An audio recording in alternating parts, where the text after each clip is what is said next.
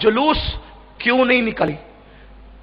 जुलूस पूरी दुनिया में निकलता है। शाह वलीउल्लाह मुहद्दिस दहलवी जो आज से तकरीबन सदियों पुराने, तकरीबन 2.5-3 सदियां पुराने बुजुर्ग है, वो कहते हैं कि मैं एक मरतबा मिलाद के मौके पर मक्के में था।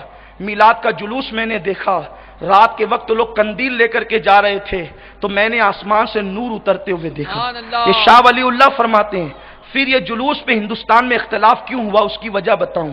बात ये थी, जब हिंदुस्तान में अंग्रेजों ने कब्जा किया तो जुलूस मिलादुन नबी चूंकि जो पहले से निकलता था, तो उस जुलूस के बहाने उम्मत जमा हो जाती थी, इकट्ठा होती थी।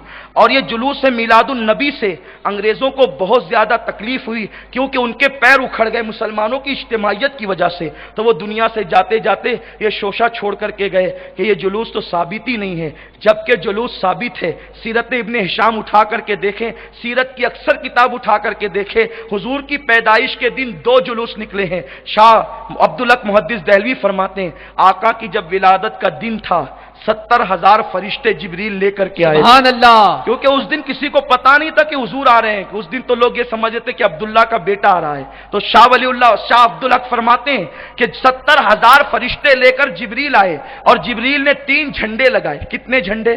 3 झंडे।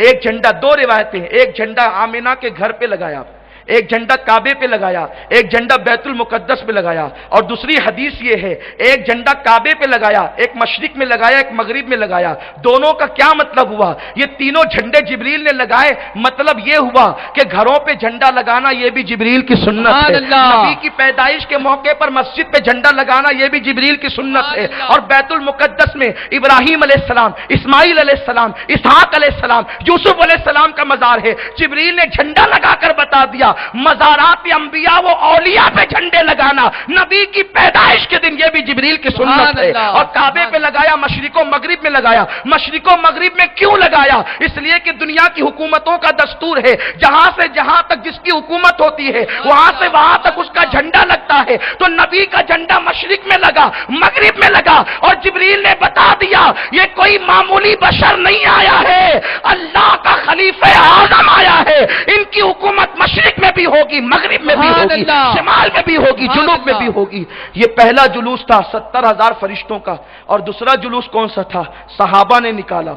जब मेरे आका मदीने शरीफ पहुंचे हिजरत करके आका पहुंचे, तो उस दिन पीर की 12 तारीख थी, पीर का दिन था, और रबीउल अव्वल की 12 तारीख थी। सहाबा जमा हो गए, औरतें छत पे चढ़ गई, और नौजवान जो है आका अलैहिस्सलाम को आता देखकर, वहां भी हुजूर आ रहे थे, यहां भी हुजूर आ रहे थे, वहां मदीने में आ रहे थे, यहां दुनिया में आने की यादगार है। आका को आता देख करके सहाबा कहते थे, मरहबा या मोहम्मद या रसूल अल्लाह, मरहबा या मोहम्मद या रसूल अल्लाह। और छोटी छोटी बच्चियां डफ बजा करके गीत गाती थी, तला अल बद्रु अलैना मिन सनियातिल वदाई वजबा शुक्र अलैना मा दआ लिल्लाहि दाई। अब आप मुझे बताएं, इतने वाज़े सबूत के बाद भी अगर कोई मिलाद ना मनाए तो फिर ये उसकी कमनसीबी नहीं है तो और क्या है? हम बस इतना कहते हैं, जिस रसूल ने तुम पे एहसान किया उस रसूल के जुलूस में शिरकत करो, लेकिन याद रखना सर पे पट्टी बांध कर ना आना। याद रखना माअल्लाह